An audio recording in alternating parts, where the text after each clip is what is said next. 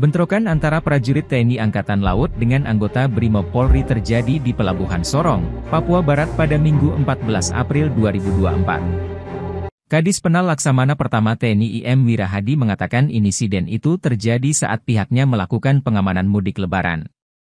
Saat ini, kata Wira, pihaknya saat ini masih fokus untuk memberikan pertolongan kepada anggota yang luka berat. Penyebab apa sementara kami dalami, dan yang utama selamatin dulu yang dipukul, karena kepala luka berat, ucapnya.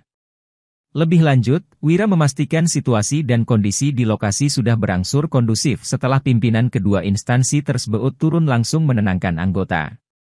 Sementara dari video yang beredar nampak kerusuhan diawali di lokasi Pelabuhan Sorong, di mana terjadi cekcok saling kejar antara anggota TNI berbaju loreng dengan sejumlah anggota Brimob.